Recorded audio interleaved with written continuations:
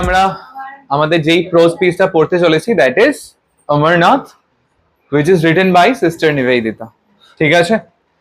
So Sister Nivedita, whose birth name was Margaret Elizabeth Noble, was a prominent Irish-born disciple of Swami Vivekananda and a key figure in the Indian independence movement. So Sister Nivedita, যার পুরো নাম বা birth name was Margaret Elizabeth Noble. তিনি কে ছিলেন? তিনি একজন Irish born disciple. আচ্ছা, disciple মানে কে বলতে পারবে? ডিসাইপল মানে হচ্ছে শিষ্য। এই ক্ষেত্রে আমাদের হবে শিষ্যা। কার শিষ্যা ছিলেন? স্বামী বিবেকানন্দের শিষ্যা ছিলেন। এক্স্যাক্টলি। মার্গারেট এলিজাবেথ নোবেল, পরবর্তীকালে তার নাম হয় সিস্টার নিবেদিতা। এক্স্যাক্টলি। এবং শুধুমাত্র যে স্বামী বিবেকানন্দের শিষ্যা ছিলেন এমনটাই নয়, she was part of Indian independence movement. ভারতের স্বাধীনতা আন্দোলনেরও কিন্তু একজন অংশীদারী ছিলেন আমাদের sister Nivedita. Now let's talk about her early life and education. দেখো কি বলছে, Margaret Noble was born on October 28, 1867 in Ireland. আয়ারল্যান্ডে অক্টোবর মাসের 28 তারিখ 1867 সাল জন্মগ্রহণ করেন মার্গারেট নোবেল, যাকে আমরা সিস্টার নিবেদিতা বলছি। She was raised in a middle-class Protestant family with a strong emphasis on education. তো আমাদের যে মার্গারেট নোবেল, তিনি জন্মগ্রহণ করেন একজন প্রোটেস্ট্যান্ট খ্রিস্টান ফ্যামিলিতে, খ্রিস্টান মিডল ক্লাস ফ্যামিলি, এবং ছোটবেলা থেকে কিন্তু পড়াশোনায় বিশেষ জোর, তার ফ্যামিলি তার পড়াশোনায় বিশেষ জোর দিয়েছিল। Margaret showed early intellectual promise and pursued higher education at various institutions in Ireland and England, including the Royal Academy of Arts in London. আচ্ছা, আমাদের মার্গারেট তিনি পড়াশোনায় ভীষণ ভালো, নিজের জীবনে আয়ারল্যান্ডে পড়াশোনা করেন এবং পরবর্তীকালে ইংল্যান্ডে পড়াশোনা করেন, এবং ইংল্যান্ডের ওই রয়্যাল একাডেমি অফ আর্টস, লন্ডনের এক বিখ্যাত একাডেমি, সেই একাডেমির সাথে কিন্তু তিনি যোগদান করেছিলেন এবং সেইখানে তিনি পড়াশোনা করেছিলেন। তো she was a brilliant student or she was a bright student. ছোটবেলা থেকে she was very bright. Now spiritual Quest, আধ্যাত্মিক খোঁজ। আমরা দেখতে পাচ্ছি যে মার্গারেট নোবেল ইনি আয়ারল্যান্ডে জন্মগ্রহণ করছে, একটা প্রোটেস্ট্যান্ট খ্রিস্টান ফ্যামিলিতে জন্মগ্রহণ করছে, এবং she was educated in Ireland, she was educated in England, একদম এডুকেশনাল ব্যাকগ্রাউন্ড থেকে বিলং করছে। এবং পড়াশোনার পাশাপাশি Margaret felt a deep spiritual yearning from an early age. আমরা কিন্তু মার্গারেটের মধ্যে কি দেখতে পাই না, ছোটবেলা থেকেই, মানে অনেক অল্প বয়স থেকেই ইনি স্পিরিচুয়ালিটির প্রতি প্রচন্ড আকৃষ্ট হন। স্পিরিচুয়ালিটি যেটা আমাদের এই ফিজিক্যাল ওয়ার্ল্ডের বাইরে, ফিজিক্যাল ওয়ার্ল্ডের beyond there is a world which is called the spiritual world. মানে আমরা যেই ওয়ার্ল্ডে আছি, this is the physical world. এটা একটা কি বলবো, একটা ভৌতিক একটা দুনিয়া। এর বাইরেও একটা দুনিয়া আছে, ঈশ্বর আছে, ভূত আছে, আত্মা আছে। তো এই সমস্ত আলোচনা স্পিরিচুয়ালিটিতে হয়। এবং একেবারে ছোট থেকে কিন্তু মার্গারেট নোবেল তিনি কিসের প্রতি আকৃষ্ট হয়ে পড়েন? তিনি স্পিরিচুয়ালিটির প্রতি আকৃষ্ট হয়ে পড়েন। She explored various religious and philosophical traditions, seeking answers to existential questions. Her quest led to the teaching of Hinduism and Buddhism, which deeply resonated with her.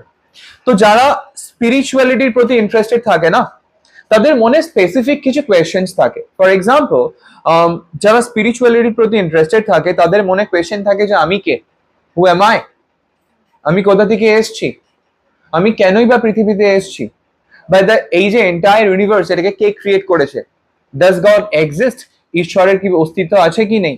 তো যারা স্পিরিচুয়ালিটির খোঁজ করে বা যারা স্পিরিচুয়ালিটির প্রতি ইন্টারেস্টেড, তাদের জীবনে কিন্তু এই সমস্ত প্রশ্ন থেকেই থাকে। মার্গারেটের জীবনে এই সমস্ত প্রশ্ন রয়েছে বিকজ মার্গারেট ওয়াজ, মানে কি বলবো, ইন্টারেস্টেড ইন স্পিরিচুয়ালিটি। এবং এই প্রশ্নগুলোর উত্তর পাওয়ার জন্য, বা she was very curious about spirituality, তাই তার মনের যে কৌতূহল সেগুলোর উত্তর পাওয়ার জন্য কিন্তু তিনি বিভিন্ন দর্শন বা বিভিন্ন ধর্ম নিয়ে পড়াশোনা করেছেন। তিনি হিন্দুইজম নিয়েও পড়াশোনা করেছেন, তিনি বুদ্ধিজম নিয়েও পড়াশোনা করেছেন। নিজের মনের যে সংশয়, নিজের মনের যে কৌতূহল, সেই কৌতূহলগুলোর উত্তর পাওয়ার জন্য। তাহলে beside being a bright student, আমরা দেখছি যে মার্গারেট নোবেল তিনি কিন্তু was quite interested towards spiritualism, তিনি কিন্তু আধ্যাত্মিকতার প্রতি বিশেষভাবে ইন্টারেস্টেড ছিলেন। Did you understand? Okay, now encounter with Swami Vivekananda. So আমরা মার্গারেটের জীবনটা এইভাবে দেখছি, এবারে স্বামী বিবেকানন্দের সাথে কখন এনার আলাপ হয়। সো দ্যাট বলছে ইন 1895, সালটা 1895, Margaret attended a lecture by Swami Vivekananda in London. সালটা 1895, as I said, Margaret was quite interested in spirituality. তাই যদি স্পিরিচুয়ালিটি নিয়ে কোনো ভালো মানুষের বা কোনো জ্ঞানী মানুষের যদি কোনো বক্তৃতা হয় তিনি নিশ্চয়ই দেখতে যাবেন। তো সেরকমটাই হলো 1895 সালে Swami Vivekananda went to London to give a speech on spirituality. ঠিক আছে, আচ্ছা তোরা হয়তো জানিস কি জানিস না জানি না, স্বামী বিবেকানন্দ যেই ফিলোসফিতে বিশ্বাস করতেন সেটাকে বলা হয় অদ্বৈত বেদান্ত। তোরা শুনেছিস কি শুনিসনি জানি না, শুনেছিস? আচ্ছা, সো ইন 1895 স্বামীজি, আমি স্বামীজি বললে তোরা কিন্তু বুঝবি যে আমি কার কথা বলছি, আমি স্বামী বিবেকানন্দার কথা বলছি।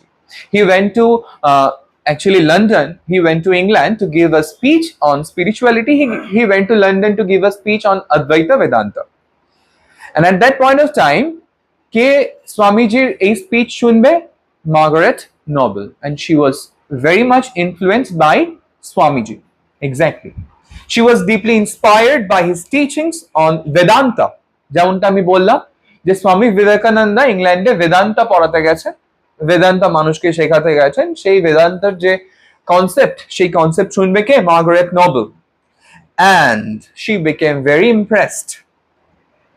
Recognizing her sincerity and potential, Swami Vivekananda invited her to India to work for the upliftment of Indian women.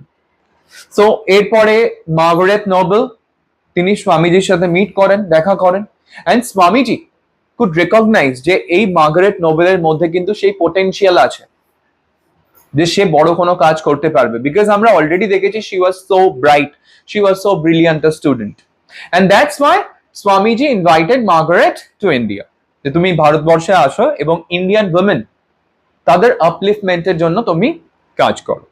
That's how Margaret came to India. তাহলে মার্গারেটের সাথে ইন্ডিয়ার যে কানেকশনটা, এই কানেকশনটা আমি দুদিক থেকে বলতে পারি। Number one, as she was very much interested in spirituality and she actually went through Hinduism and Buddhism. তিনি হিন্দুইজম নিয়ে পড়াশোনা করেন, তিনি বুদ্ধিজম নিয়ে পড়াশোনা করেন, এবং সেই জন্য she was quite attracted to India. ঠিক আছে, বিকজ আমরা জানি যে India is the source of Hinduism and Buddhism as well. তো এই দিক থেকে she was quite attracted to India.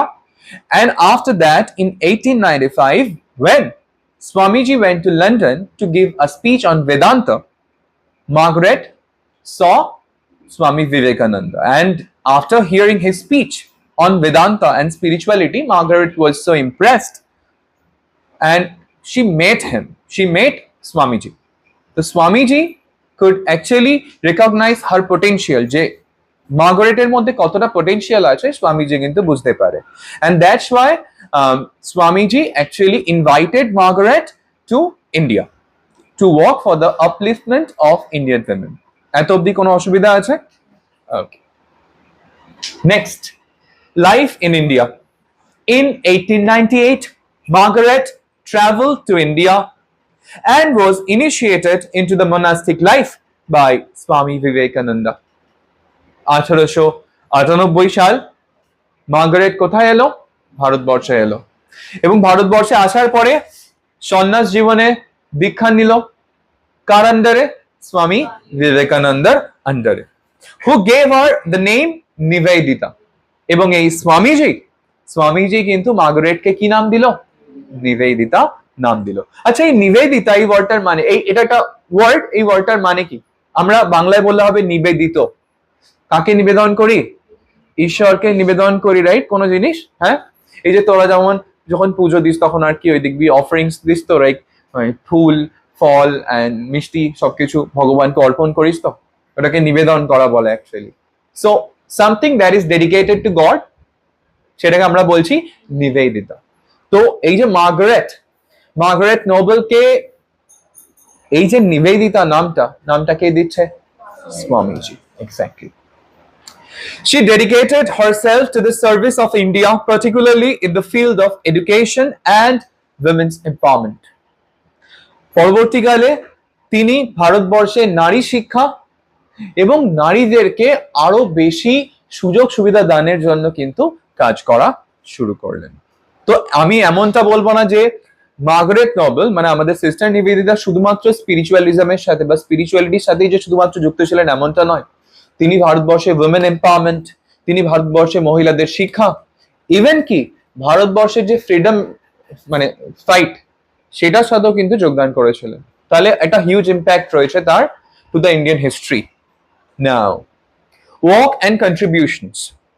Let's talk about the work. Sister Nivedita played a significant role in various social and educational initiatives in India. She established a girls' school in Calcutta, now Kolkata, and worked tirelessly to promote education among Indian women. ভারতবর্ষের নারীদের শিক্ষার জন্য কিন্তু তিনি অনেক কাজ করেন এবং তিনি কলকাতাতে নারীদের জন্য বিদ্যালয় তৈরি করেন, যেটা বর্তমানে মানে আগে ক্যালকাটা ছিল, এখন সেটা কলকাতা, সেখানে তিনি স্কুলও তৈরি করেন।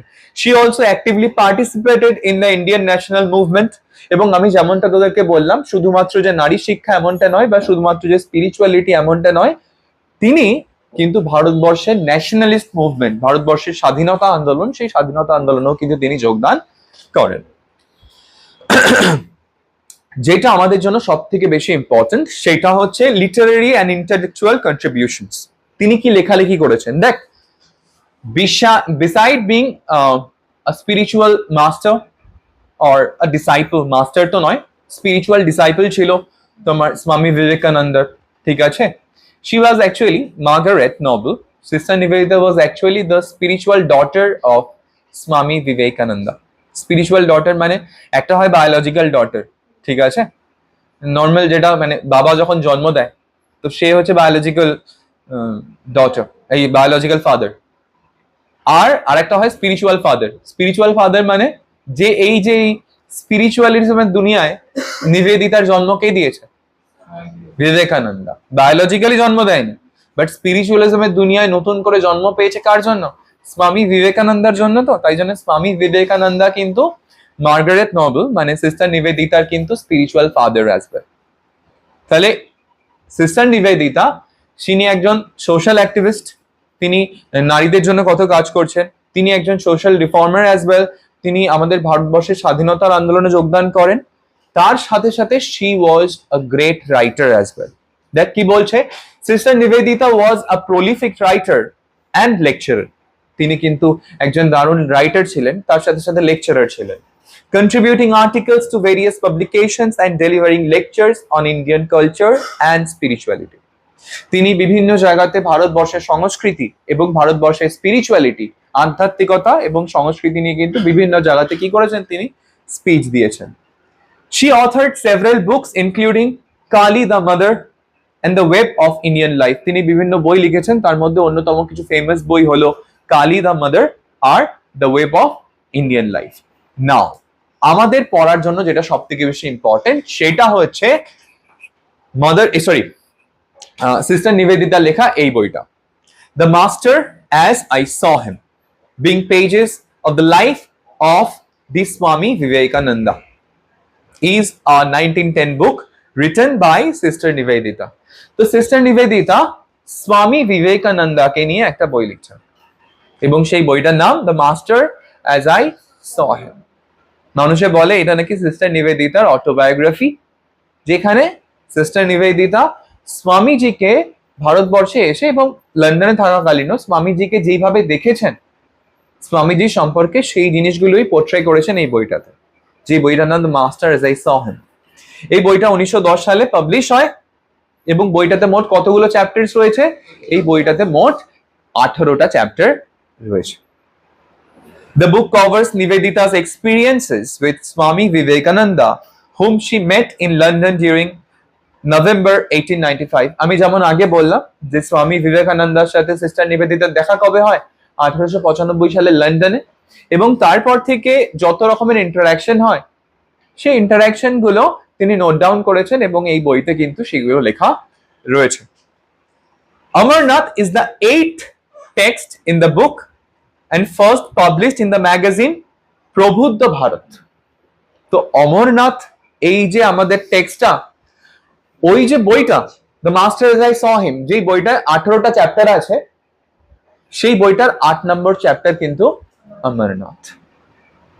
এবং প্রথমবার অমরনাথ পাবলিশ হয়েছিল একটা ম্যাগাজিনে, সেই ম্যাগাজিনটার নাম প্রবুদ্ধ ভারত। মনে থাকবে এটা? ওকে, নাও আচ্ছা, অমরনাথ এই যে পিসটা, এটা একটা ট্রাভেলগ। তোরা ট্রাভেলগ বুঝিস? ট্রাভেলগ মানে ধর যখন কেউ কোথাও ঘুরতে যায়, ফর এক্সাম্পল ধর আমি পুরীতে ঘুরতে গেলাম, তো পুরীতে আমি 4 দিন বা 5 দিন থাকলাম, এবারে পুরীর বিভিন্ন জায়গা আমি এক্সপ্লোর করলাম। তো যখন আমি এক্সপ্লোর করলাম, আমি কি করলাম, আমি প্রতিটাই আমার ডায়েরিতে লিখলাম যে আমি অমুক দিনে অমুক জায়গায় ছিলাম, এখানে আমি এইটা করলাম, আমি ওখানে এইটা করলাম। তো এই যে রাইটিংটা, এটাকে বলা হবে ট্রাভেল লগ, ঠিক আছে? তো আমাদের অমরনাথ এটা হচ্ছে একটা ট্রাভেল লগ, ঠিক আছে? এবারে ট্রাভেল লগ মানে it will be regarding a travel. Swami Vivekananda কোথাও তো ট্রাভেল করছে, কোথায় ট্রাভেল করছে? অমরনাথ ধামে ট্রাভেল করছে। এবারে তোরা অমরনাথ ধামের নাম শুনেছিস তো? হ্যাঁ, দেখবি ওই অমরনাথ বললে না, অমরনাথ, কেদারনাথ, বদ্রীনাথ, সবকটাই হিমালয়তে, এন্ড সবকটাই কার ধাম? শিবা, এক্স্যাক্টলি, শিবের ধাম অমরনাথ। তো সেই অমরনাথে স্বামীজি সেকেন্ড টাইম ভিজিট করছে। অ্যাকচুয়ালি ফার্স্ট টাইম যখন ভিজিট করেছিলেন তখন খুব অল্প সময়ের জন্য সেখানে ছিলেন। সেকেন্ড টাইম কিন্তু বেশ কিছু মেম্বার্স নিয়ে, নিজের ডিসাইপল বলো, নিজের স্পিরিচুয়াল ডটার বলো, কিছু ব্রিটিশার্স বলো, এদের সবাইকে নিয়ে তিনি অমরনাথ যাত্রা করছেন। কবে যাত্রা শুরু করছেন? 27 জুলাই 1898 দে লেফট ফর দ্য পিলগ্রিমেজ, তীর্থযাত্রা শুরু করছেন। এবং স্বামীজির যে অমরনাথ যাত্রা, সেই যাত্রাটা কিন্তু আমাদের এই ট্রাভেলগটা আমরা পড়বো। এখন আমরা আমাদের পড়ার বিষয়তে ঢুকিনি, this was just an introduction. Next আমি কিছু ছবি দেখাচ্ছি, তোরা দেখে নে, ঠিক আছে? এইগুলো হচ্ছে অমরনাথে যাওয়ার ছবি। দিস ইজ অ্যাকচুয়ালি তোমরা যেভাবে অমরনাথে যাবে, অমরনাথের গুহাটা যারা মোবাইলের ওপারে আছে তারা হয়তো দেখতে পাচ্ছে না, বাট স্টিল গুগলে গিয়ে সার্চ করলে তোমরাও দেখতে পাবে। Now this is the cave, and মানুষ দেখ তাবু খাটিয়ে থাকে এখানে, ঠিক আছে? মানুষ তো না, এদেরকে বলা হয় পিলগ্রিমস, তীর্থযাত্রী। এক্স্যাক্টলি। রাস্তাটা কত সরু দেখেছিস? And last but not the least, তোরা ভালো করে দেখে নে। দেখ, আমি তোদেরকে অমরনাথ পড়াবো, এবারে তোরা যদি অমরনাথ নাই দেখে থাকিস, then how would you experience? একটু ভালো করে you can see the tents, right? Okay. And finally the Shivalingam, naturally তৈরি, ঠিক আছে? The Shivalingam, Shivalinga made with ice, exactly. So এই শিবলিঙ্গম দেখার জন্য কত কত কত মানুষ যায়। আচ্ছা, অমরনাথ শিবলিঙ্গম রয়েছে এর জন্য বিখ্যাত, তাহলে ভারতবর্ষের অন্যতম একটা ফেমাস প্লেস, শুধু ভারতবর্ষ কেন, সারা বিশ্বের মানুষ কিন্তু এখানে আসে দেখার জন্য, ইরেসপেক্টিভ অফ দ্য রিলিজিয়ন। মানে যে রিলিজিয়নের হোক না কেন, এমন নয় শুধু হিন্দুরাই যাচ্ছে, ঠিক আছে? ওখানে মুসলিমরাও যাচ্ছে, খ্রিস্টানরাও যাচ্ছে, শিখরাও যাচ্ছে, তো সবাই কিন্তু অমরনাথ ভিজিট করছে। এবং তাই জন্য টেররিস্টদের অন্যতম ফেভারিট জায়গা অমরনাথ, ঠিক আছে? হ্যাঁ, বিকজ বিভিন্ন ধর্মের মানুষ ওখানে যাচ্ছে না, তো ওখানে যদি ব্লাস্ট ফ্লাস্ট করানো যায় আর কি, সো ওই জন্য খুব টাইট সিকিউরিটি থাকে।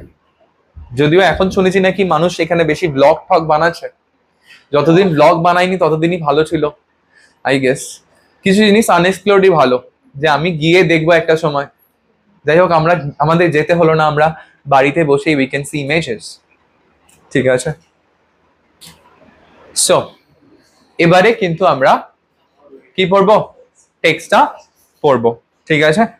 সো আমি আগেই বলে দিলাম তোদেরকে যে টেক্সটটা আমি অ্যাজ ইট ইজ যেমন আছে তেমন ভাবে পড়াবো। This is not Macbeth, this is not as you like it, this is not Othello যেখানে আমি ওই মিক্স মশালা মাখিয়ে একেবারে ব্যাপারটাকে একদম ঝালমুড়ি ভেলপুরির মতো তৈরি করব। ইট ইজ নট পসিবল, ঠিক আছে? সো অ্যাজ ইট ইজ যেমনটা আছে আমি তেমনটাই পড়বো। নাও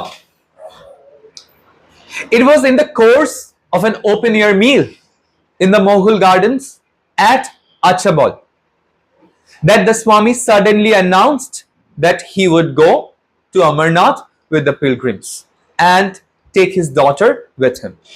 কি বলছে? বলছে আচ্ছাবল নামক এক জায়গায়। আচ্ছাবল কোথায়? আচ্ছাবল হচ্ছে কাশ্মীরে। কাশ্মীরের আচ্ছাবলে একটা গার্ডেন আছে, যে গার্ডেনটার নাম মোঘল গার্ডেন। বেসিক্যালি শুনেছি নাকি it was made by the Mughals, that's why it is called Mughal garden. So কাশ্মীরের আচ্ছাবল, সেই আচ্ছাবলের মোঘল গার্ডেনে বসে কারা ডিনার করছে? মিল নিচ্ছে স্বামী বিবেকানন্দা এবং তারই বিভিন্ন পিলগ্রিমস, তারই বন্ধু সঙ্গী সাথীরা সেখানে বসে মিল নিচ্ছে, খাবার খাচ্ছে। এবং সেই খাবার খেতে খেতে স্বামী বিবেকানন্দা সাডেনলি বলবে যে এবারে আমরা অমরনাথ যাত্রা করব, আমরা অমরনাথে ঘুরতে যাব। এবং আমরা অমরনাথে ঘুরতে যাব মানে আমি একা নয়, তার সাথে সাথে আমার যত পিলগ্রিম সাথীরা আছে, আমার যত তীর্থযাত্রীরা আছে তাদের সাথে, এবং এবারে আমি আমার মেয়েকেও নিয়ে যাব। আচ্ছা, আমার মেয়ে বলতে কার কথা বলা হচ্ছে? Spiritual daughter sister Nivedita. Within a little party there was too much feeling of delighted congratulation for any obstacle to be put in the way of the fortunate member. So যেই মুহূর্তে স্বামীজি বলল যে আমরা এবারে কোথায় ঘুরতে যাব? আমরা এবারে অমরনাথ ধামে যাব, ব্যাস আমাদের ছোট্ট গ্রুপটা, কথাটা কে বলছে? নিবেদিতা বলছে যে আমাদের ছোট্ট গ্রুপটার মধ্যে ভীষণ আনন্দ সৃষ্টি হলো। সবাই একে অপরকে কংগ্রাচুলেট করছে যে ইয়েস, ফাইনালি আমরা স্বামীজির সাথে অমরনাথ ধাম দেখতে যাব। সবাই খুব খুশি, গ্রুপের মধ্যে একটা খুশির মাহল। আরে হয় না টিচাররা যখন বলে স্টুডেন্টদেরকে যে এইবারে না ভাবছি টিচার্স ডেতে আমরা সবাই মিলে অমুক জায়গায় ঘুরতে যাব, ব্যাস একদম গ্রুপের মধ্যে একদম দারুণ একটা পরিবেশ সৃষ্টি হয়। সবাই আরে কংগ্রাচুলেশনস, খুব খুশি। তো সিস্টার নিবেদিতা বলছে যে গ্রুপের মধ্যে কিন্তু সবাই বেশ খুশি, এবং গ্রুপের তো সবাই মোটামুটি পুরুষই, তাই হয়তো এমনও হতে পারতো যে পুরুষরা বলছে যে আমরা সবাই যাবো, এই নারী একা কেন যাবে, একে যেতে হবে না। বাট এমনটা কেউ করলো না যে এতগুলো পুরুষের মাঝে এই সিস্টার নিবেদিতা একজন নারী যাবে, এই বিষয়ে কেউ বাধা দিল না। তাই জন্য সিস্টার নিবেদিতা বলছে যে আমার নিজেকে খুব ভাগ্যবান মনে হচ্ছে, I am a very fortunate member, যে আমারও যাওয়ার পথে কোনো বাধা রইল না। অর্থাৎ আমরা এবারে কোথায় যাব? আমরা এবারে অমরনাথ ধামে যাব। And aided thus as well as by the state officer in charge of the journey, preparations went forward for this unique experience. যেমনটা কথা ছিল তেমনই হলো, আমাদের যাত্রা শুরু হলো। এবং যাত্রা শুরু হওয়ার আগেই আমাদেরকে কে যাত্রাপথে সাহায্য করবে? না, স্টেট অফিসার, অর্থাৎ রাজ্যের সরকারি কর্মচারী, তারা আমাদেরকে এই যাত্রাপথে সাহায্য করবে নিয়ে যেতে বা এগিয়ে যেতে। দেখ, স্বামী বিবেকানন্দ তো আর যে কোনো লোক নয়, তিনি একজন ন্যাশনাল ট্রেজার, আমাদের দেশের একজন সম্পদ। তাই তাকে তো আর নর্মালি ছেড়ে দেওয়া যায় না, গার্ড দিয়ে নিয়ে যেতে হবে। সেই গার্ডটা কারা দেবে? স্টেট অফিসার্সরা আমাদেরকে গার্ড দেবে। Kashmir seemed in those weeks to be full of pilgrims. আচ্ছা, ওই সময় 1898 এর কথা বলছি আমি, তো ওই সময় কাশ্মীরে কিন্তু অনেক তীর্থযাত্রী। আচ্ছা, কাশ্মীর কিন্তু একদম তীর্থযাত্রার একটা দারুণ জায়গা। ওখানে শুধুমাত্র যে অমরনাথ আছে এমন নয়, ওখানে তীর্থযাত্রা করার জন্য প্রচুর জায়গা আছে, এবং তাই জন্য কাশ্মীরে প্রচুর তীর্থযাত্রী কিন্তু দেখা যায়। যেমন বেনারস, হ্যাঁ, সারা বছর ওখানে তীর্থযাত্রীদের ভিড় থাকে। যেমন কেদারনাথ, সারা বছর তীর্থযাত্রীদের ভিড় থাকে। নিবেদিতা বলছে যে আমি যেই সময়কার কথা বলছি, যেই সময় আমরা আর কি ওই আচ্ছাবলে আছি, ওখান থেকে আগে ইসলামাবাদ যাব, সেখান থেকে আমাদের অ্যাকচুয়াল জার্নি শুরু হবে। তো প্রথমে তো আচ্ছাবল কাশ্মীরে, তো কাশ্মীর থেকে ওই ইসলামাবাদ যাওয়ার পথে আমি দেখতে পাচ্ছি যে কাশ্মীরে প্রচুর অনেক পিলগ্রিমস রয়েছে, অনেক তীর্থযাত্রীর ভিড়। We left Achabal and returned to our boats at Islamabad for final arrangements, and everywhere we saw march of gathering hosts. আচ্ছা, যাত্রাপথটা কেমন হবে? যাত্রাপথটা এমন হবে যে প্রথমে আমরা ছিলাম আচ্ছাবালে। আচ্ছাবালের কোথায় ছিলাম? মোগল গার্ডেনে ছিলাম। সেখানে স্বামীজি ডিসাইডেড এবং বলল যে আমরা এবারে অমরনাথ যাত্রা করব। এবারে যাত্রা করব মানে এখন থেকে যাত্রা শুরু হয়ে যাবে এমন তো নয়। প্রথমে ইসলামাবাদ যেতে হবে, ওখানে গিয়ে ফাইনাল প্রিপারেশন স্টার্ট করতে হবে। তো ইসলামাবাদে এরা বোটে থাকতো, সেইখানে ওনারা ফাইনাল প্রিপারেশন করবে। তো আচ্ছাবাল ছেড়ে যখন যাচ্ছে তখন কি দেখছে? তখন দেখছে কাশ্মীরে প্রচুর পিলগ্রিমস, অনেক পিলগ্রিম, এবং it was all very quiet, orderly and picturesque. আচ্ছা, যখন একটা জায়গায় অনেক লোক হয় তখন সেইখানে বিশৃঙ্খলা সৃষ্টি হয়। তার নাম্বার ওয়ান উদাহরণ আমার এই ঘরে আমার স্টুডেন্টরা। খান 30-35 জন আছে, তাতে তারা যা বিশৃঙ্খলা সৃষ্টি করে আমি না থাকাকালীন, বাপরে বাপ। বাট কাশ্মীরে অত লোক, অত পিলগ্রিমস, বাট তারপরেও বলছে কাশ্মীর পুরো শান্ত, ভদ্র পিলগ্রিমস, বুঝলি তো? তোদের মতো নয়, তোরা যাস না আবার কোনোদিন, তোরা ওখানে গিয়েও বিশৃঙ্খলা সৃষ্টি করতে পারিস। যাই হোক, জোকস অ্যাপার্ট, নিবেদিতা বলছে যে ওই সময় কাশ্মীরে প্রচুর pilgrims, but that does not mean যে কাশ্মীর ওখানে বিশৃঙ্খলা হয়েছে। এত পিলগ্রিমস থাকা সত্ত্বেও এই পিলগ্রিমসরা কোয়াইট, সবাই শান্ত, অর্ডারলি, খুব অর্গানাইজড, গোছানো, সুশৃঙ্খলবদ্ধ, দারুণ ওয়ার্ড, অ্যান্ড পিকচারেস্ক, এবং বড় মনোরম লাগছে। এই পিলগ্রিমসদের উপস্থিতিতে, এই তীর্থযাত্রীদের উপস্থিতিতে কাশ্মীরকে কিন্তু দেখতে ভীষণ সুন্দর দেখাচ্ছে। তাহলে এখনো কিন্তু আমরা অমরনাথের দিকে যাত্রা শুরু করিনি, সবে ইসলামাবাদের দিকে যাওয়া হচ্ছে, ওখানে ফাইনাল প্রিপারেশনস হবে বলে। আচ্ছা, যাত্রাটাকে কে লেট করছে বাই দ্য ওয়ে? কে গার্ড দিয়ে নিয়ে যাচ্ছে? State officer. আচ্ছা, 2 or 3,000 people would encamp in a field and leave it before dawn with no trace of their occupation. আমি বললাম যে কাশ্মীরে কিসের ভিড় এই সময়? পিলগ্রিমসদের ভিড়, অর্থাৎ প্রচুর তীর্থযাত্রী, প্রচুর পুণ্যযাত্রী। তো এই তীর্থযাত্রীরা, দেখ, এত মানে মানুষের জন্য তো আর হোটেলের ব্যবস্থা হবে না, রাইট? তাহলে এই তীর্থযাত্রীরা যারা কাশ্মীরের বিভিন্ন জায়গায় তীর্থ করছে, তারা কি করছে? তারা বিভিন্ন জায়গায় তাঁবু টাঙিয়ে থাকছে। এবারে মানুষ সাধারণত এত নোংরা, যদি আমাদের এখানে তারা মেলা দেখিস, যদি মেলাটা উঠে যাওয়ার পরে মাঠের অবস্থাটা দেখেছিস কত নোংরা। বলছে এই যে কাশ্মীরে মানুষ, যে পিলগ্রিমসরা রয়েছে, যারা আর কি তীর্থযাত্রা করছে, কিছু হয়েছে? আচ্ছা, কাশ্মীরে যারা তীর্থযাত্রা করছে তারা কতটা পরিষ্কার যে যেই মাঠে তাঁবু খাটাচ্ছে পরের দিন ভোরবেলা সেই মাঠ ছেড়ে আবার চলে যাচ্ছে। মানে টানা তো হাঁটা সম্ভব নয়, একটু যাচ্ছে, একটা মাঠে তাঁবু টাঙাচ্ছে, 2-3 হাজার মানুষ একটা মাঠে থাকছে, আবার পরের দিন যখন ভোর হচ্ছে মানুষরা কি করছে? মাঠটা ছেড়ে চলে যাচ্ছে। তো যখন তারা মাঠ ছেড়ে যাচ্ছে না, মাঠের মধ্যে কোনো নোংরাতি দেখতে পাবি না, শুধুমাত্র আগের দিন রান্না করেছে রান্নার ছাইটুকু দেখতে পাবি, বাদ বাকি কোনো নোংরা তুই দেখতে পাবি না। তাহলে এত হাজার হাজার পিলগ্রিম, বাট তারপরেও তারা কেমন? তারা অর্ডারলি, তারা কোয়াইট, তারা পিকচারেস্ক। তারা যেই মাঠে তাঁবু খাটাচ্ছে সেই মাঠে পরের দিন যখন ভোরবেলা উঠে চলে যাচ্ছে সেই মাঠ থেকে, সেই মাঠে কিন্তু কোনো নোংরাও ফেলে যাচ্ছে না, শুধুমাত্র রান্না করার ছাইটুকু হয়তো পড়ে থাকছে। দেখো কি বলছে, 2 or 3,000 people would encamp in a field. Encamp কথাটার মানে কি? এনক্যাম্প কথার মানে তাঁবু খাটানো। তাহলে প্রতিটা মাঠে 2-3 হাজার মানুষ তাঁবু খাটাচ্ছে। অ্যান্ড লিভ ইট বিফোর ডন, এবং ভোর হওয়ার আগেই মানুষরা কি করছে? মাঠগুলো ছেড়ে চলে যাচ্ছে। With no trace of their occupation save the ashes of their cooking fires. তো মানুষরা, এই তীর্থযাত্রীরা যেই মাঠে আর কি তাঁবু টাঙাচ্ছে, পরের দিন সকালবেলা যখন উঠে যাচ্ছে শুধুমাত্র রান্না করার ছাইটুকু পড়ে থাকছে, বাদ বাকি কিছু থাকছে না, এত পরিষ্কার তারা। They carried a bazaar with them, and at each halting place the pitching of tents and opening of shops took place with incredible rapidity. আচ্ছা, এই যে তোমার তীর্থযাত্রীরা, এরা তো এক জায়গা থেকে আরেক জায়গায় তীর্থ করছে, তো নিজেদের সাথে ক্যাম্প নিয়ে যাচ্ছে, বিভিন্ন জায়গায় ক্যাম্প টাঙাচ্ছে। যখনই ক্যাম্প টাঙাচ্ছে না, ক্যাম্পের মাঝে আবার বাজারও বসাচ্ছে, অর্থাৎ নিজেরা বাজার নিয়ে ঘুরে বেড়াচ্ছে এবং তাড়াতাড়ি করে বাজার খুলে বসছে।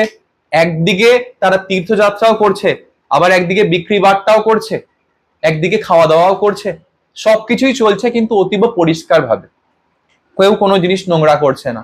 তুই ভাব, কিছু মানুষ হঠাৎ করে 2-3 হাজার মানুষ একটা মাঠে এলো, সঙ্গে সঙ্গে মাঠে বাজার খুলে গেল, সেখানে মানুষ বাজার করছে, সারা রাত এইসব চললো। ভোরবেলা হলো, পুরো তীর্থযাত্রীরা ওখান থেকে ছেড়ে চলে গেল, আবার অন্য কোথাও গিয়ে বসতি গাড়বে, সেখানে গিয়ে তারা তীর্থযাত্রা করবে। সো এইভাবে চলতে থাকছে। Organizations appeared to be instinctive. প্রতিটা মানুষ এত সহজ সরল ভাবে এই কাজগুলো করছে যেন মনে হচ্ছে ছোটবেলা থেকে এরা তীর্থযাত্রাই করে বেড়ায়। A broad street would run through the middle of one part of the camp, and here one could buy dried fruits, milks, dals and rice. আচ্ছা, এই যে টেন্ট গুলো টাঙানো, কাদের টেন্ট? তীর্থযাত্রীদের টেন্ট। সেই টেন্টের মাঝখান থেকে আবার রাস্তাও আছে, মানুষজন ওই রাস্তার মধ্যে দিয়ে গিয়ে ওখানে তুমি ড্রাই ফ্রুটস, দুধ, ডাল, ভাত সবকিছু কিনতে পারবে। ওরা এমন ভাবেই বাজারগুলোকে নিয়ে যাচ্ছে। আচ্ছা, এই যে পুরো সিনারিওটা, এই সিনারিওটা কোথায় আছে, কোথায় দেখছে নিবেদিতা? কাশ্মীরে দেখছে। ওরা যখন কাশ্মীর থেকে ইসলামাবাদ যাচ্ছে, তার মাঝে এই সমস্ত জিনিসগুলো দেখছে। কি দেখছে? দেখছে বাবা, কাশ্মীরে কত তীর্থযাত্রী, তারা থাকার জন্য এক একটা মাঠে টেন্ট টাঙাচ্ছে, সেই টেন্টের মধ্যেই তারা আবার বাজার খুলে বসছে তাড়াতাড়ি করে। টেন্টের মধ্যে দিয়ে রাস্তা আছে, ওই রাস্তা দিয়ে গিয়ে তুমি বাজার করতে পারবে। এই সমস্ত নিবেদিতা অবজার্ভ করছে, কাশ্মীরে এই সমস্ত জিনিসগুলো হচ্ছে। নাও the tent of the Tehsildar with that of the Swami on one side and Mai on the other side was generally placed near some advantageous spot for the lighting of the evening fire, and thus his neighborhood tended to form a social center. আচ্ছা, এবারে এই তো হলো পিলগ্রিমসদের কথা। What about Swamiji? Swamiji, Tehsildar আর নিবেদিতা এরাও tent টাঙিয়েই থাকছে কাশ্মীরেতে। কেমন ভাবে টেন্ট টাঙিয়ে? মাঝখানে তহসিলদারের টেন্ট, তার একদিকে স্বামীজির টেন্ট আর একদিকে নিবেদিতার টেন্ট। বলছে এমন ভাবে টেন্ট গুলো টাঙাচ্ছি, বা এমন অ্যাডভান্টেজিয়াস স্পট, এমন জায়গায় টেন্ট টাঙাচ্ছি যেখানে রাত্রেবেলা হলে আমরা ফায়ার জ্বালাতে পারি, আগুন জ্বালাতে পারি, বিকজ কাশ্মীর খুব ঠান্ডা।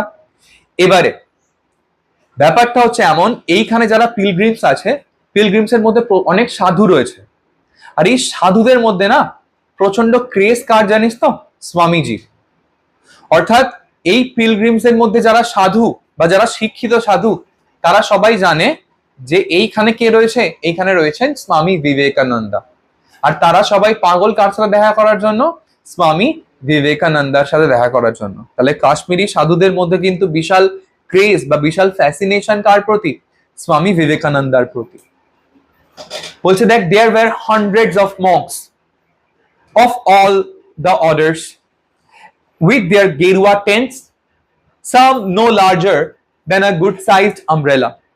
আচ্ছা, এই যে এইখানে পিলগ্রিমসদের মধ্যে অনেক সাধুরা রয়েছে। সাধুরা কি রঙের টেন্টে আছে? না, গেরুয়া রঙের টেন্টে। আবার অনেক সাধু টেন্ট বলছে একটা বড় ছাতার থেকেও ছোট সাইজের। সাধু মানুষ তো বেশি বড় টেন্ট দরকার হয় না। And amongst this, the Swami's influence appeared to be magnetic.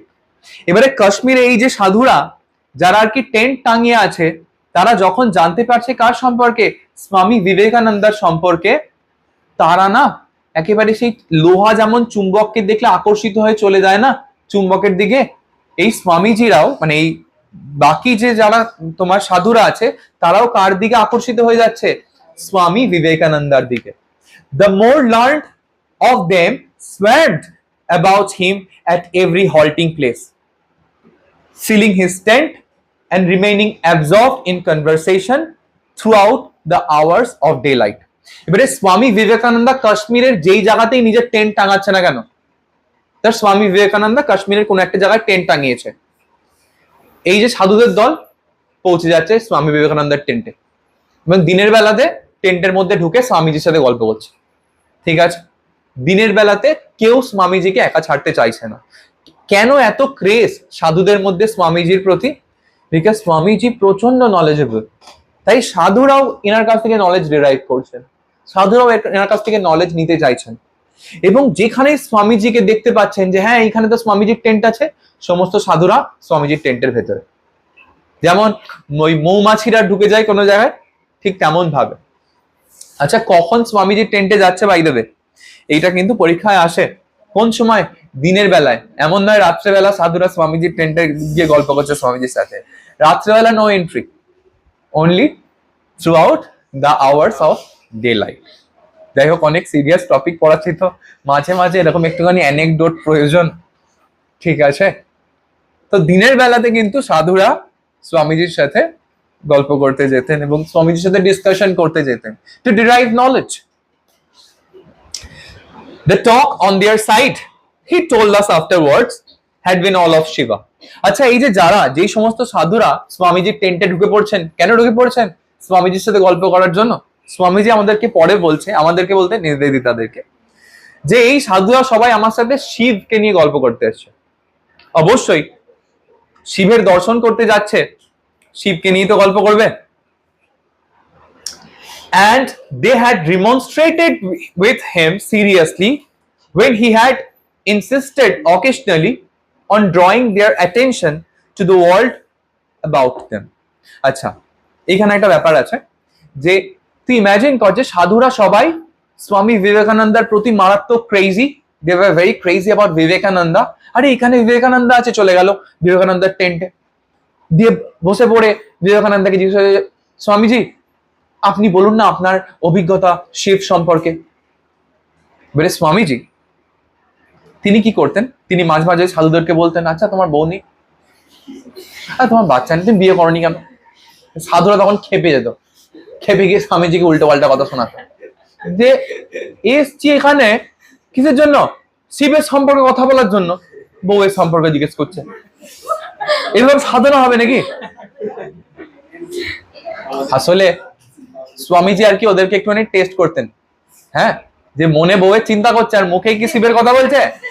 আমাদের এখানে কিছু মানুষের ধ্যান করছে আর চিন্তা করছে বাড়িতে কি নিয়ে যেতে হবে, বউ কি নিয়ে যেতে বলেছে আর কি।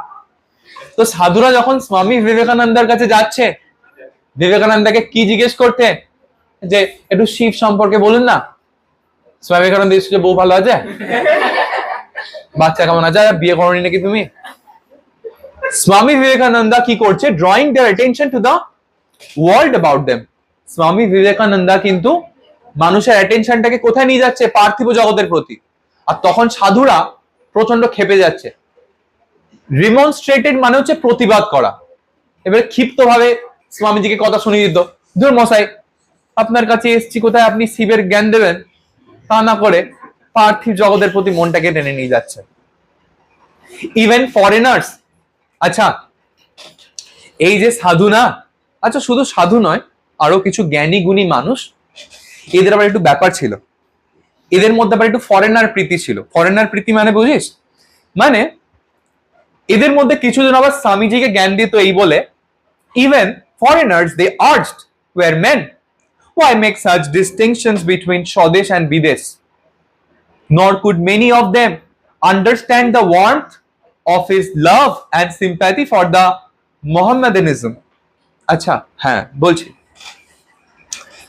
ব্যাপারটা যদি তোরা কনসিভ করতে পারিস বা বুঝতে পারিস দেন ভালো।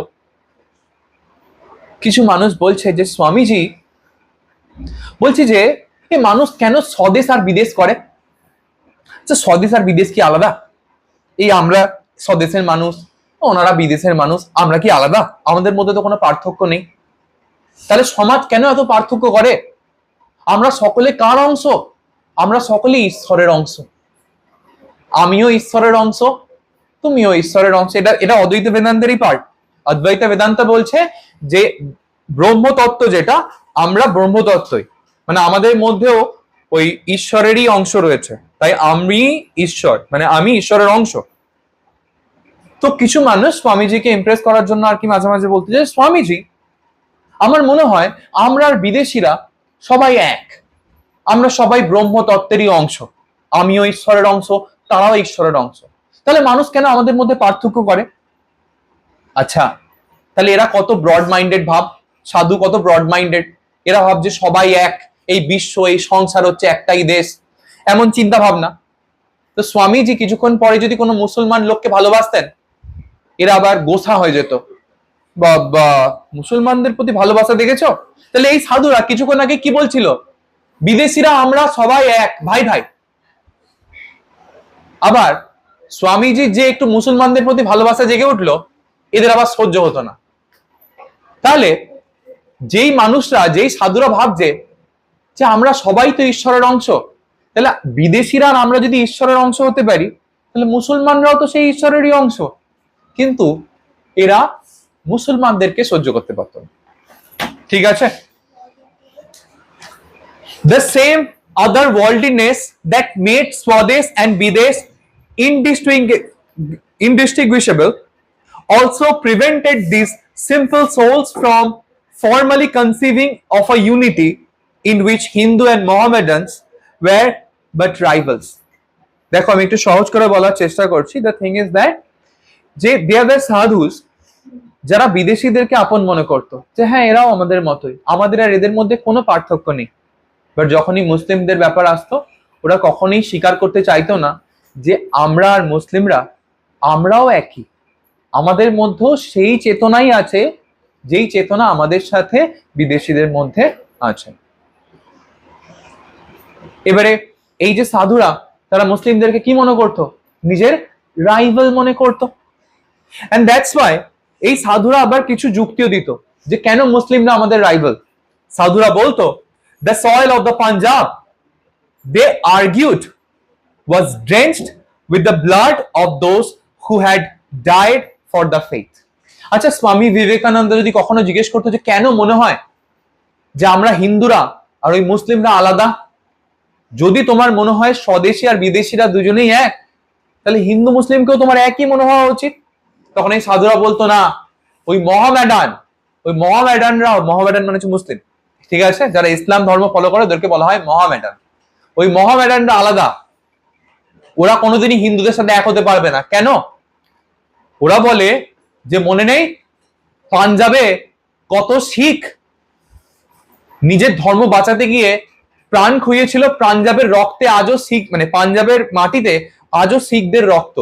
ব্যাপারটা হচ্ছে এমন, 17th সেঞ্চুরিতে ভারতবর্ষে যখন মুঘলরা আসে, তখন তারা পাঞ্জাব আক্রমণ করে, এবং এই পাঞ্জাবে যারা পাঞ্জাবিরা আছে তারা মুঘলদের সাথে প্রবল যুদ্ধ করে, এবং সেই সময় পাঞ্জাবে প্রচুর রক্তপাত হয়। রক্তপাত ঘটিয়েছিল কারা? মুঘলরা। মুঘলরা কি? মুঘলরা মুসলিম, মোহামেডান। এবং এই সাধুরা কিন্তু এই জিনিসগুলো মনে রেখেছে যে এই মোহামেডানরাই একসময় আমাদের ভাই শিখদের রক্তপাত করেছিল কোথায়? পাঞ্জাবে। তাই কখনোই এরা আর আমরা এক হতে পারি না। তাহলে স্বামীজি যখন মোহামেডানদেরকে ভালোবাসতেন বা মোহামেডানদের প্রতি নিজের ভালোবাসা দেখাতেন, তখন এই সাধুরা কিন্তু একটু নারাজি হতো, একটু গোসাই হতো, যে ঠিক হচ্ছে না। যাই হোক, here at least let him praise a narrow orthodoxy. সাধুরা বলতো যে স্বামীজি আপনি কিন্তু একটু সনাতনপন্থী হতে পারেন, আপনি দেখেছি খুব লিবারাল, অর্থাৎ আপনার কাছে সবাই ভালো। সবাই কিন্তু ভালো নয় স্বামীজি, সব ধর্ম ভালো নয়। স্বামীজি কিসের ফলোয়ার? স্বামীজি মানব ধর্মের ফলোয়ার। উনি সবার মধ্যেই মানুষ দেখতে পেতেন, খ্রিস্টানদের মধ্যেও মানুষ, মোহামেডানদের মধ্যেও মানুষ, এন্ড সনাতনীদের মধ্যেও মানুষ। কিন্তু এই যারা সাধুরা, এরা বলতো হ্যাঁ বিদেশিরা আমরা সব এক, এই মোহামেডানদের এরা কোনো মতেই মানত না। আর স্বামীজি যেহেতু মোহামেডানদের প্রতি নিজের ভালোবাসা দেখাতেন, তাই জন্য এরাও যুক্তি দিত যে না, এদের জন্য আমাদের পাঞ্জাবে কত রক্তপাত হয়েছে শিখ ভাইদের, এই জন্য আপনি একটুখানি সনাতনপন্থী হন। তো স্বামীজি চাইলে এখানে বিরোধিতা করতে পারত যে না, এরকম হয় না, অতীতের কোনো ঘটনা তুললে আমরা কোনোদিনই এদের সাথে শত্রুতা করতে পারি না। দেখ, এখন যদি শত্রুতা করার হয় তাহলে অতীতের হাজারো ঘটনা আছে, তাহলে কিন্তু আমরা কোনোদিনই মানব ধর্মকে পালন করতে পারবো না, সারা জীবন শত্রুই থেকে যাব। আচ্ছা, স্বামীজি কে ছিল? দেখ, বলছে in answer to this, as became one who was in fact the anachronism of the future, the Swami made those practical concessions of the moment that were expressive of his love to the brethren and drove his principles home to their minds with the greater force and vehemence. এবারে স্বামীজি যাচ্ছে কোথায়? ইসলামাবাদে যাচ্ছে। এই সময় সাধুরা স্বামীজির কাছে কি করছে? হিন্দু মুসলিম করছে। এবারে স্বামীজি যদি এইখানে হিন্দু মুসলিমদের নিয়ে কোনো ঝামেলা জড়িয়ে পড়ে, তাহলে স্বামীজির যে তীর্থযাত্রা, সেই তীর্থযাত্রা কি হবে? পণ্ড হয়ে যাবে। দেখ, জ্ঞান থাকলেই যে সর্বদা দিতে হবে এমনটা কোনো মানে আছে? মানে নেই তো। আমি যাচ্ছি ইসলামাবাদে, ঠিক আছে, যেখানে প্রিডমিনেন্টলি মানুষ মুসলিম, এবং সেইখানে আমি যদি আমার সাধু ভাইদের সাথে কি নিয়ে যুক্তি তর্ক করি? এই হিন্দু মুসলিম নিয়ে যুক্তি তর্ক করি, তাহলে কি হতে পারে? হতে পারে যাত্রাটা পণ্ড হয়ে যেতে পারে। আমরা পরে জানতে পারবো যে যে তহসিলদার সে কিন্তু নিজেও মুসলিম, অর্থাৎ যে গার্ড দিয়ে নিয়ে যাচ্ছে সে নিজেও মুসলিম, এবং যারা গার্ড তারাও মুসলিম, ঠিক আছে, এটা আমরা পরে জানবো। তো এই জন্য স্বামীজি এখানে, স্বামীজি কে বলছে না? Swamiji an anachronism of the future, ইনি হচ্ছেন ভবিষ্যতের মানুষ। নিবেদিতা বলছে যে স্বামীজির যে চিন্তা ভাবনা তা নিজেদের সময় থেকে এগিয়ে, অর্থাৎ ওই সময়কার মানুষের চিন্তা ভাবনা অতটা উন্নত ছিল না, স্বামীজির চিন্তা ভাবনা অতটা উন্নত। A man from the future, নিবেদিতার মতে বুঝে, স্বামীজির এত উন্নত চিন্তা ভাবনা থাকা সত্ত্বেও স্বামীজি কিন্তু এই সাধুদেরকে কখনো উল্টে জবাব দেননি যে তোমরা ভুল বলছো বা এটা এমন নয়, কারণ স্বামীজি কখনো হিন্দু মুসলিম করতে চান তীর্থযাত্রাতে। সেকেন্ডলি, আরেকটা পয়েন্ট হচ্ছে, কোনো মানুষ যদি গোড়া হয়, অর্থোডক্স হয়, অর্থাৎ কোনো মানুষ যদি একটাই ধর্মমত ফলো করে যে আমি এই ধর্মমত ফলো করি, আমার ধর্মমত ছাড়া বাকি সমস্ত ধর্মমত বকওয়াস, তুমি একবারে তার মন কখনো চেঞ্জ করতে পারবে না। তোমাকে যদি তার মন চেঞ্জ করতে হয় তাহলে সবার আগে তার মনে জায়গা বানাতে হবে নিজে। সে যখন তোমায় ফলো করবে, তারপরে আস্তে আস্তে সে কি করবে? সে তোমার ধর্মমতটাকে নিজের মধ্যে নেবে। So that's all for today. আজকে আমরা এই পোরশন অবধি পড়বো, নেক্সট দিন আমরা রেস্ট অফ দ্য জার্নি সেটা পড়বো। বলে এত অবধি মোটামুটি বোঝা গেছে তো? ওকে, so there R some questions, আমাকে একটু বলো। প্রথম কথা হচ্ছে যে মিলটা নেওয়া হচ্ছিল সেটা কেমন মিল ছিল? ওপেন এয়ার মিল, রাইট? জায়গাটার নাম কি ছিল? মোগল গার্ডেন। ইজেন কোথায়? আচ্ছা, বল এক্স্যাক্টলি। আচ্ছা, একটা জায়গা আছে যেখানে বলবে টেক হিজ ডটার, এখানে ডটার মানে কার কথা বলা হচ্ছে? সিস্টার নিবেদিতার কথা বলা হচ্ছে। আচ্ছা, যাওয়ার সময় was everyone happy or not? যে যখন অ্যানাউন্সমেন্টটা করেছিল এভরিওয়ান ওয়াজ হ্যাপি। এদেরকে গার্ড দেবে কে? State officer. তো জার্নি শুরু করার আগে ফাইনাল প্রিপারেশনের জন্য এরা কোথায় যাবে? Islamabad, exactly, to the boats, ঠিক আছে। হ্যাঁ, না, ওটা তখনকার নাম ছিল অনন্তনাগ। ওকে, আচ্ছা, এই সময়তে সিস্টার নিবেদিতা উড অবজার্ভ যে কাশ্মীরের মধ্যে কি রয়েছে? কাশ্মীরের মধ্যে রয়েছে প্রচুর পিলগ্রিমস, এবং এই পিলগ্রিমস এর জন্য তিনটে অ্যাডজেক্টিভ ইউজ করেছে ওরা, যে কাশ্মীরের পিলগ্রিমসরা কেমন। ওরা হচ্ছে কোয়াইট মানে শান্ত, নাম্বার 2 অর্ডারলি মানে সুশৃঙ্খল, আর নাম্বার 3 পিকচারেস্ক মানে প্রচন্ড মনোরম দেখতে লাগছে সিনটা। এরপরে প্রতিটা মাঠে কতজন করে প্রায় পিলগ্রিমস ছিল? 2 থেকে 3000। তারা কখন বেরিয়ে যাচ্ছে? বিফোর ডন, অর্থাৎ মাঠ ছেড়ে, মাঠে এনক্যাম্প করছে আর মাঠ ছেড়ে ভোর হওয়ার আগেই তারা বেরিয়ে যাচ্ছে। এবং যখন বেরিয়ে যাচ্ছে তাদের কোনো অকুপেশনের কোনো ছাপ নেই যে তারা ছিল, শুধুমাত্র কি পড়ে থাকছে, ছাই। কুকিং ফায়ারের অ্যাশেস, এক্স্যাক্টলি। নেক্সট, এই যে ব্রড স্ট্রিট মানে চওড়া রাস্তা, এই রাস্তাটা কিসের মধ্যে দিয়ে চলে যাচ্ছে, ক্যাম্পের মধ্যে দিয়ে চলে যাচ্ছে। এবং ওখানে যে বাজার খুলে ওরা বসছে, সেই বাজারের মধ্যে কি কি পাওয়া যায়, ড্রাই ফ্রুটস, মিল্কস, ডালস, রাইসেস। আচ্ছা, এবারে একদিকে তো পিলগ্রিমসরা রয়েছে, আর ঠিক তার পাশেতেই কারা থাকছে, স্বামীজিরা থাকছে। তো সেইখানে তহসিলদারের ক্যাম্পটা কোথায়, মাঝখানে। তার একদিকে কার ক্যাম্প, স্বামীজির ক্যাম্প, আর তহসিলদারের আরেকদিকে কার ক্যাম্প, সিস্টার নিবেদিতার ক্যাম্প। আর মাঝখানে সন্ধ্যেবেলা হলে মাঝখানে আগুন জ্বালানো হচ্ছে। নেক্সট, কত মংসের কথা বলছে এখানে, হান্ড্রেডস অফ মংস। এরা স্বামীজির প্রতি কেমন ভাবে attracted, magnetically, like a magnet is attracted, like an iron is attracted towards a magnet, similarly the monks were attracted towards Swamiji. Exactly. আচ্ছা, এই যে মঙ্ক, তারা যেই তোমার টেন্টে থাকতো, সেই টেন্টগুলোর কালার কেমন, গেরুয়া। এক্স্যাক্টলি। আর কিছু যে মঙ্ক, তাদের টেন্টটা কিসের মতো ছোট, লাইক অ্যান আমব্রেলা। ঠিক আছে। আচ্ছা, এই যে মঙ্করা স্বামীজিকে দেখলেই দে সোয়ার্মড অ্যাবাউট হিম, তারা ওই মৌমাছির মতো তাকে তাড়া করতো আর কি, এবং স্বামীজির ওই টেন্টের মধ্যে তারা ঢুকে পড়তো। কিসের জন্য, গল্প করার জন্য স্বামীজির সাথে। তবে নর্মাল গল্প নয়, স্পিরিচুয়াল গল্প। তারা তো যেত স্পিরিচুয়াল গল্প করার জন্য, স্বামীজি লাগিয়ে দিত নর্মাল গল্প, ব্যাস তারা যেত খেপে। আচ্ছা, তারা কখন যেত, through out the hours of day light, মানে দিনের বেলাতে। নেক্সট, এই যে সন্ন্যাসী মানুষরা, তারা স্বামীজির সাথে কি বিষয়ে কথা বলতো, অল অ্যাবাউট শিবা। এক্স্যাক্টলি।